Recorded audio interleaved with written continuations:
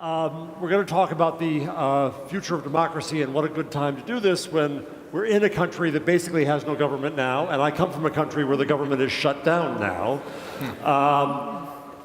And so I wanted to start with just a sentence from a new book that was reviewed in the New York Times last week by Patrick Deneen called Why Liberalism Failed.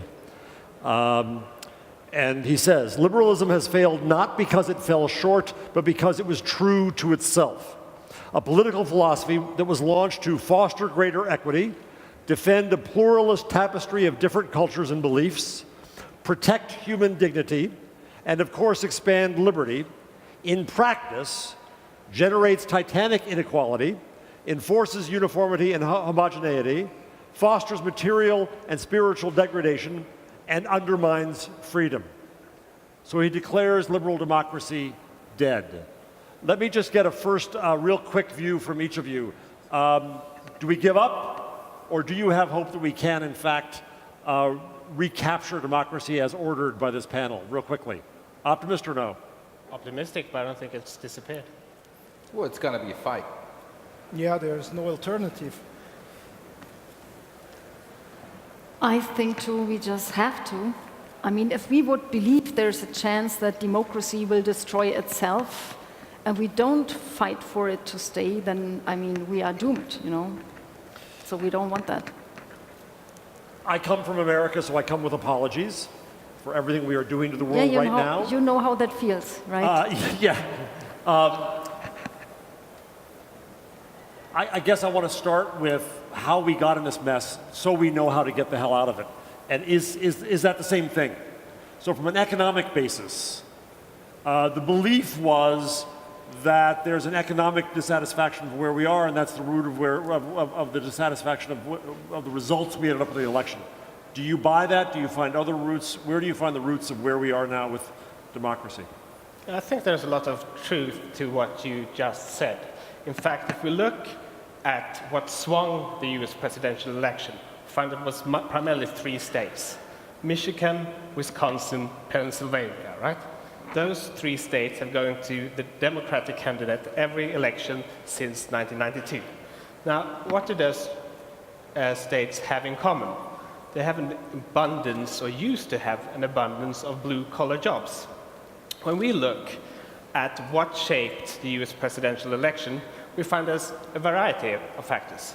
But what swung those precise 3 states was actually automation, because the locations, the electoral districts that were most exposed to the implementation of robots, where people lost their jobs to technology, overwhelmingly opted for Donald Trump, even when you control for alternative explanations such as migration, exposure to globalization, different demographic groups, and so on and so forth. So clearly, technology shocks can swing political outcomes.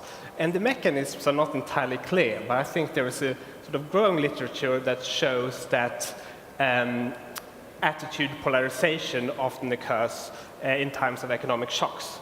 So what happens when you have a shock like through trade and technology is that liberals say, well, this confirms my beliefs. We need better social security and safety nets and so on and so forth. And conservatives say, well, this confirms actually what I believe. We need to hike up tariffs on trade and things to make sure that this doesn't happen. And the result of these economic shocks is political polarization. And when we look at what happened with the internet, I think that has only sort of reinforced what we see happening in the physical world. So people tend to, you know, we know that all that networks have various sort of nodes, and some people are more connected than other ones, right? And we know that people tend to opt for other views that confirm their already existing biases.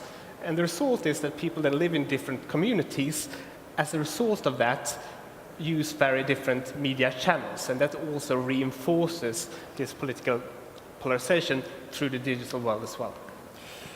So we've heard that the internet gets a lot of blame, Facebook gets a lot of blame, but as journalists, I don't know that we have fully accepted our blame. If it's our job to inform the public by the basis of the political discourse and civic discourse we saw, at least in the United States, it was not an informed conversation. have we grappled as journalists with the full weight of our responsibility for where democracy stands? That's a very good question. So I think that we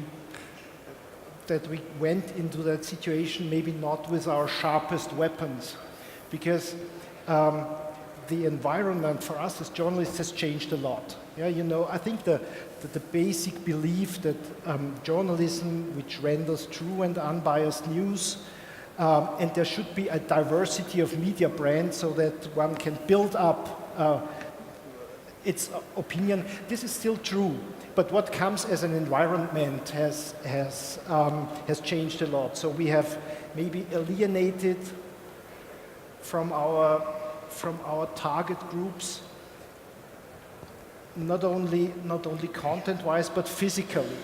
So meaning that so media have lost the last mile in many cases. So there are intermediates between what we are doing and our publics. We have not coped with that appropriately. And also content-wise. So there is an alienation between us and our audience. So in Germany you have this term of Lügenpresse or Lückenpresse, so which means liar's press or just... Or we call it now fake news, yeah. But the pun does not work in English very well. Yeah. So Lückenpresse, which puts the thing further, is so we miss out something. There is a gap, yeah. So because we do not, sometimes we do not just mirror the social demographics. So if you look at the social demographics of Germany and then you look at the social demographics of our editorials, so this is a huge difference. And so I think what we missed out is that this phenomenon, this mass media phenomenon, changed into a communication and community phenomenon. And in many cases, this is our task to catch up with that and reconnect. Yeah, in fact, I believe more and more that what the internet killed was the mass media business model, with it mass media, with it the idea of the mass. Yeah, the idea of the mass was always an insult to the people. And yet we still make a product in journalism, in manufacturing, in politics, for the notion of a mass. Yeah, and so I studied communication sciences late in the last millennium. So, and there we learned about this model of mass media to address a diverse public by a media channel, which is not true anymore because there's a peer-to-peer communication. And peer-to-peer communication fosters communities. And it's not only a question of our internal diversity, so having, let's say, mirror the social demographics also in our editorial offices, but also some external, like just offering the same channels or being present on the channels where we can reconnect. Yeah, I agree with that. I think diversity not only in our newsrooms, but in the total ecosystem of news. Yeah. Anke, you are, and then you are many titles, congratulations for being in the Bundestag. You're a designated internet policy speaker for the Linke. You're a member of the Commission on Digital Agenda, but here's my favorite thing of German bureaucracy and politics. You're a deputy member of the Committee on Traffic and Digital Infrastructure, as if highways and superhighways, I guess, are the same thing. But you also have a strong view on this notion of community, and communities that, whether by politics or by media, are not reflected, represented, and served. And last night, at a dinner that happened ad hoc downstairs, you and Elliot Schrag negotiated policy on this. So talk about your perspective on communities and their role in this new media reality of the internet and what we should do about that. Yeah, I think you refer to the issue Elliot this morning also mentioned, the new legislation in Germany, which is the Netzwerkdurchsetzungsgesetz, which he managed to actually speak out, which regulates hate speech in bigger social media companies. And I personally believe, although there is, of course, a very big issue and a need, so we have to do something, this approach is a total failure. There are some aspects in the law which I consider useful. I And it's a shame that a law has to force a company like Facebook to do this. For example, to have a national contact person where you can address your complaints to as an individual having an issue, but also where you can serve an official formal letter as a judge from a court. An invitation to the court, for example, just deliver official messages. This didn't exist without the law. And also the law says that there have to be effective and transparent complaint procedures in place, which they have not. I mean, he says they have, but they have not been transparent and apparently ineffective. And the third is that the law requires them to give every 6 months a report on how they apply those complaint procedures. So these are the good things, and I believe we need them. But the law went much farther. It also made Facebook, Twitter, etc., the juror and the judge and the law enforcer. Yeah. So they have to delete stuff, and if they don't do it within 24 hours or within 7 days, and do it repeatedly, they have to pay really high fines, up to, I think, 50 million euros, which is a lot. And this came into effect on the 1st of January, and since then, which is only a very short time period, we could already see what we were fearing in advance, that the sheer number of complaints, Facebook has to deal with over 100,000 complaints every week, leads to the use of artificial intelligence combined with low-qualified staff and call centers. They hired over 1,000 people in Germany, and there was one ex-person from this moderator pool who was giving to a very serious German media an interview and telling that she has, or they all have 30 seconds to decide on a case, 1,300 cases per day, and that they have no support whatsoever to deal with the extreme emotional burden they face. Because every 30 seconds, something different pops up, which can be extreme violence, it can be rape threats, it can be child pornography, it can be just anything, and every 30 seconds something else. So in 30 seconds, those poor moderators have to decide whether something is against the German law in a very sensitive area like freedom of speech. I mean, even judges in courts have it difficult to find this fine line, which always depends on context. And freedom of speech is one of the most basic rights of democracy. And it was violated. So we saw, for example, satire, what do you say, satire in English? Comedy channels and comedy tweets have been deleted, which apparently a moderator in 30 seconds or an algorithm just... Well, they played safe, right? Yeah, they said, I'm not going to cause a problem. If you have a punishment like several million euro, of course you will be on the safe side and rather delete more. And if then you have criteria of success, which are like, we deleted 60% instead of 20% of all complaints, people complained about everything they don't like. And now they do it even more. So they have an extreme peak in complaints. People just want to get rid of opinions they don't like, and we have freedom of speech is in danger, and that's why I oppose this law as it is right now, and we personally would like to delete all the second half of it and just keep the first three things.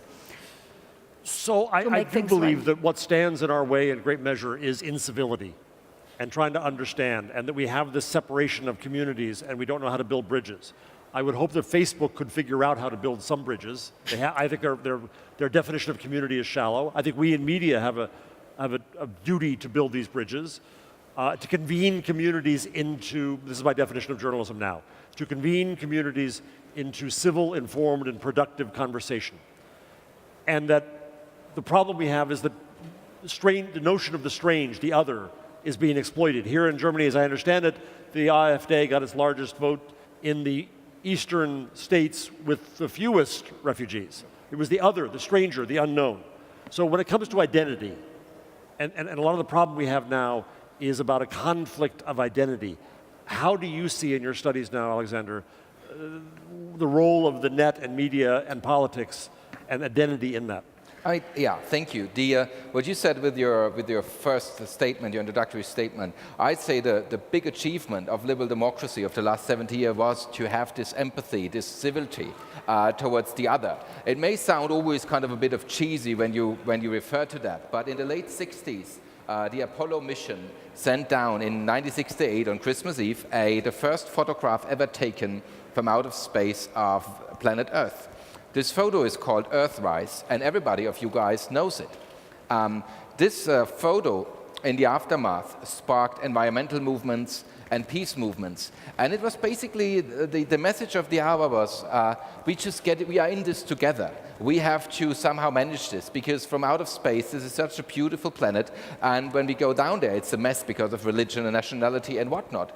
So the last 70 years have been a tremendous success in empathy and in sympathy, if you will. And now you have this counter movement, which I would be referring to as the age of identity, where you fall back to knowledge that is almost like Stone Age kind of style when you measure it with the Earthrise photo.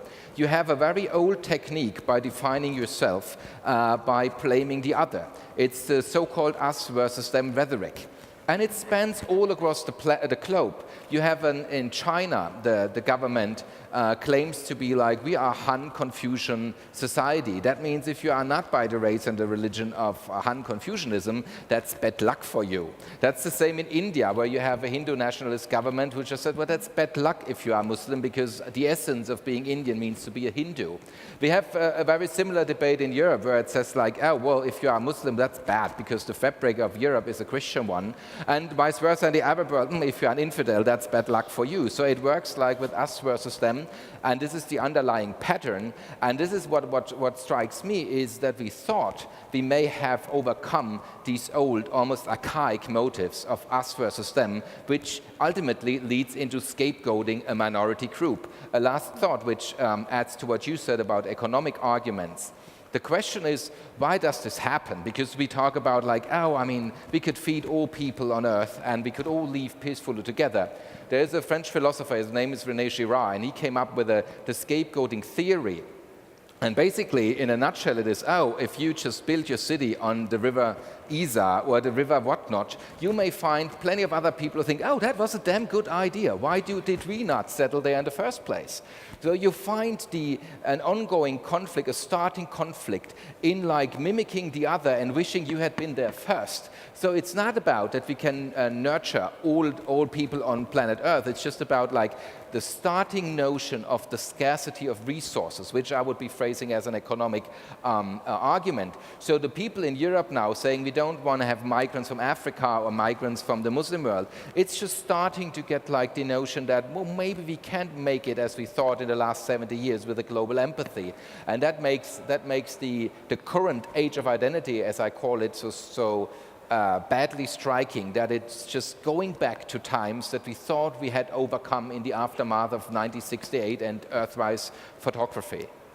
So last night, Albert, on your panel, I believe it was, Albert Wenger put out a challenge and said, where is the new vision for society? To put it less eloquently, what the fuck do we do now?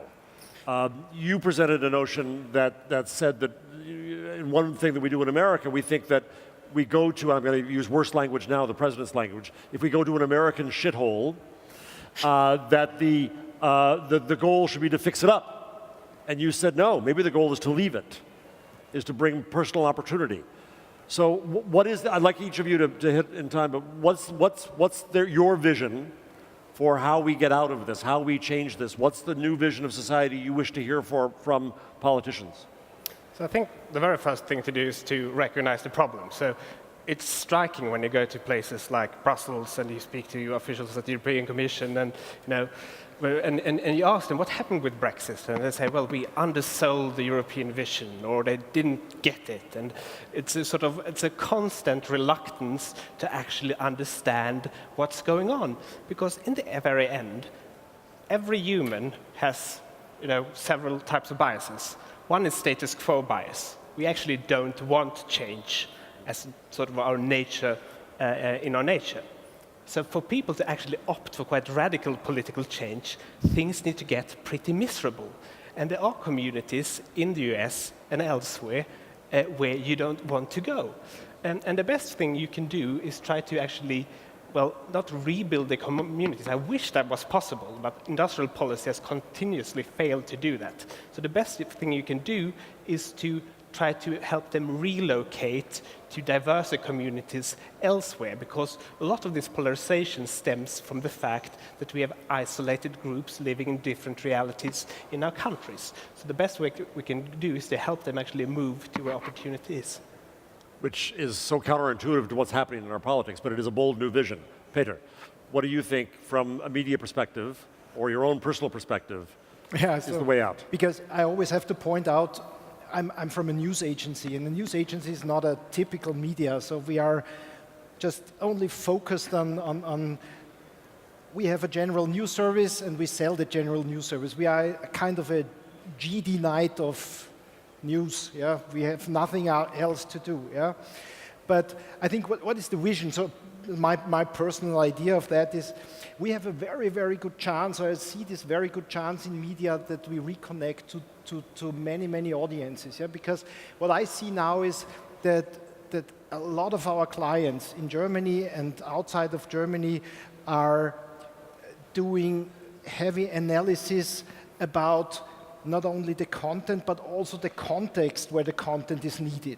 And to know more about the customer brings us away from this mass product, of these bonfire products, to these individual and community products. Yeah? And this is, I think, one of the most positive things now. Yeah? You could say, okay, they are establishing a lot of paywalls, but a paywall means that if a paywall works, then your content must be bloody good. Yeah, and you're not necessarily serving the whole community. Yeah, and you bring it non-linear in a non-linear way in the right context. So going through this process, yeah, this is a very, very important process for the future. So, and I think also because you mentioned Google and Facebook, I think there is a lot of symbiotic approaches between between the platforms and the journalists. Yeah, but even there, we have to. So I don't think that we 100% understand what the platforms are doing, and vice versa. Even more, they do not understand what journalism is for. Yeah. So, and I think we have a lot of work and communication to do to align those, in principle, symbiotic models. Alexander, I'll come to you in a second because I want to end with a politician. What's your vision? Yeah, I mean, if we go back, why is this? Why have we entered this age of identity? Well, I mean, there is that's in every handbook of populism, it's uncertainty and anxiety. So why is that? There has been another very recommended book by a guy called Toffler. It's called The Future Shock, and it almost 50 years ago predicted what we see now. He said, well, there is change is good, but sometimes change may accelerate so much that even the most elaborate and the most educated may just feel overwhelmed by it. So, and I think this is why we have this global movement, if you will, of reprivation of us versus them, because the most prevalent narrative of the industrial age now is challenged, which is the narrative of work. So you go to work and you make your living by it. I mean, that's actually like in the language already. So there is plenty of papal encyclicals about the worth of labor and how it contributes to human dignity. So now, being in the age of AI and machine learning, this narrative is questioned. I would always be an optimist and say, well, we're going to get through that. But now we are in a moment where we also have been in the late 19th century with the last big Industrial Revolution, which is also the birth moment of the nation state with all its failures, leading into radical communism and in fascism. So if you are in a time of high uncertainty, you have to really sort out what creates this uncertainty. And we have these debates also in the realm of politics about basic universal income, or how to redistribute value, wealth, in the German framework of politics, Work is only if you have a Festanstellung, which means you are like you pay your taxes, you pay for your pension, you pay for your healthcare, and your employer gives the other half. This is just like not gonna fly. Also, our pension system, which lives by the assumption that people will have a bunch of children, is also not gonna work. So we are like by these challenges, changes of this current time, we also hit on the very narrative that made the industrial world go, that when I go to work and I make a living, I get purpose and meaning into my life. Anke, so you're in a position to try to influence others to do something. What's the policy that comes out of your vision? I think if we want to reconquer democracy, we have to do two things to gain trust in governments back. And one is you have to work differently as governments. You have to be more honest and, for example, not promise full employment in the next 5 years or something like that, or in 10 or 20 years, because it will not happen. And most people understand that by now. You also have to do your politics more transparent and have people know more about how you come to conclusions and decision makings, and then be more participatory, have more people participate in public decision making. So this is the how. I also think that content-wise we need a different politics, and that fits perfectly to what you said.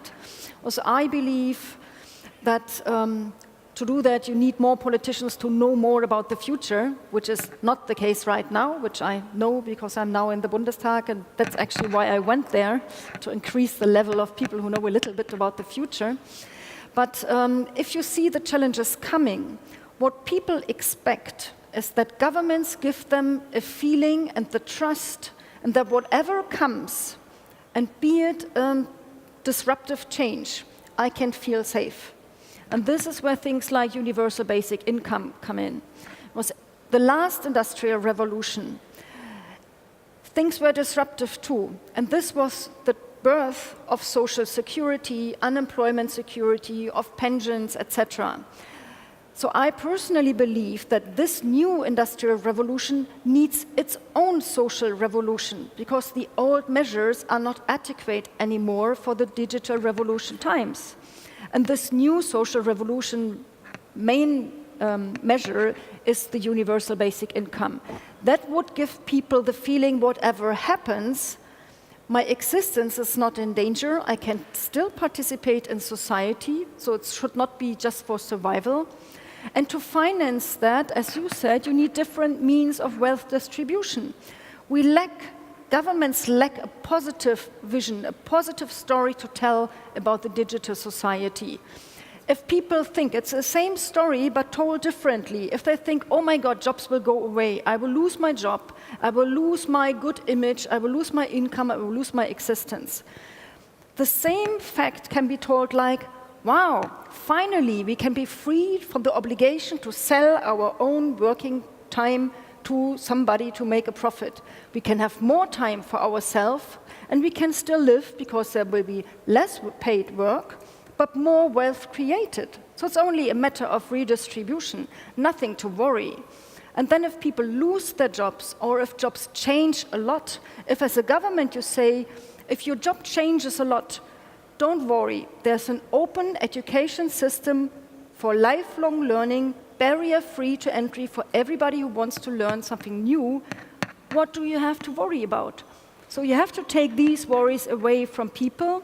You need the social revolution, and then I believe you can bring trust back, and you can have a safer future for democracy too. Because if you don't do this, upheaval will be the consequence. I think we have that upheaval.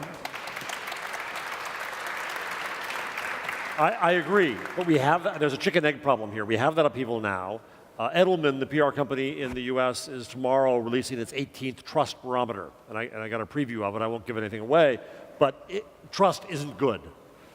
Media and government are now at a low together. We see in the United States that the people who most need Obamacare voted against Obama and for the man who's going to tear apart everything he did. They're going to vote against themselves. We So also have- need political education. People do not know enough about how democracy works. And sometimes they only vote for a certain party because they do not believe in any party helping them anymore, and so they only vote for one party, which is a kick in the ass of all other parties. Not for content and their program, but just to say, go fuck yourself to governments. But do you need the trust of the populace before you can launch this Sorry. revolution? Or does the revolution, you seem to say that the revolution leads to trust, but do you have the capital to be able to start the revolution without that trust? Yeah, it's hard work, but you have to start do it. Start work more transparent, more participatory, and do different focus on politics. Not represent only one side of the society, the richer one, the lobbyists, etc., but give people the impression that you represent their interests as a people, which is right now not really the case.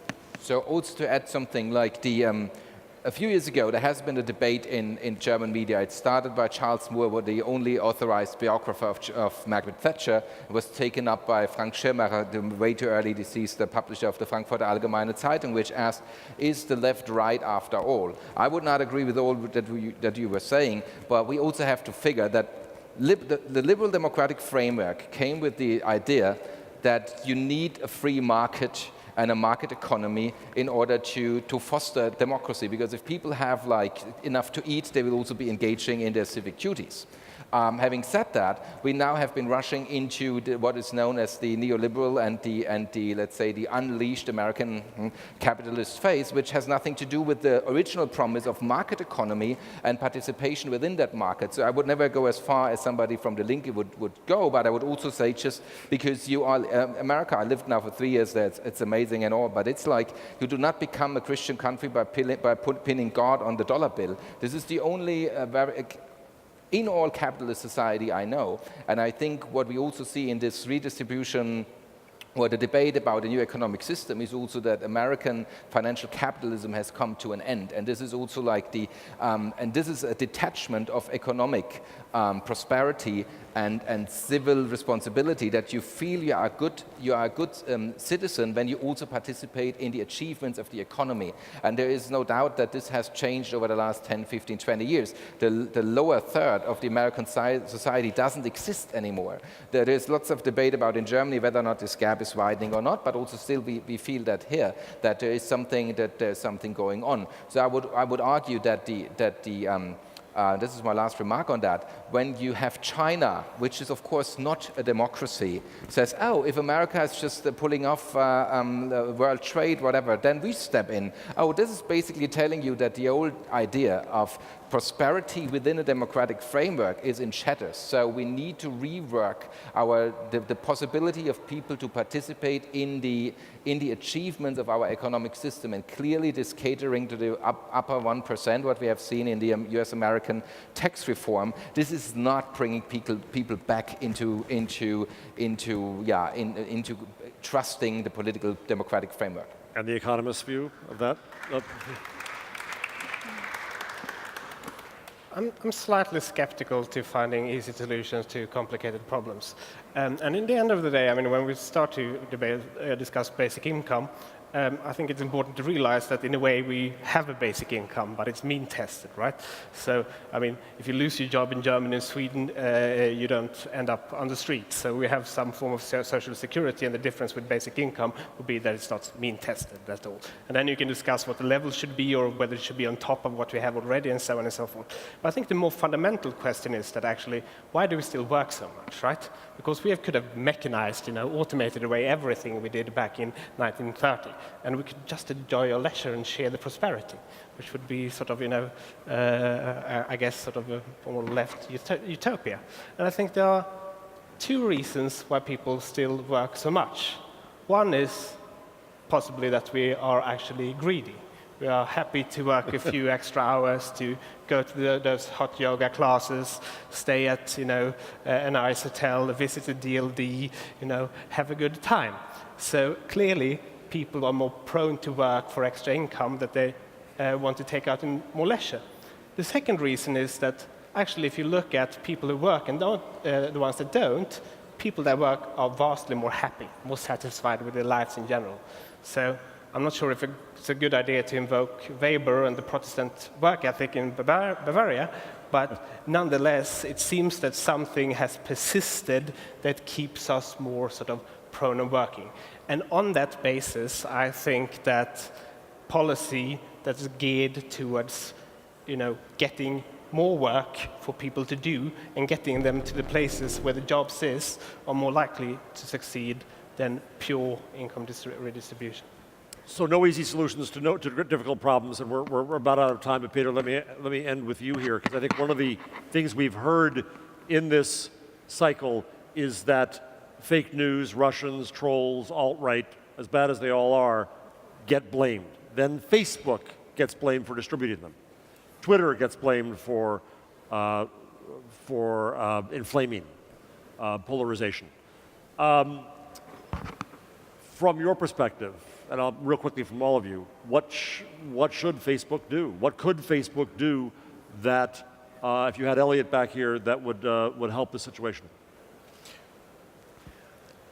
I think we are all together in the same boat, because fake news is detrimental for democracy at all. Yeah?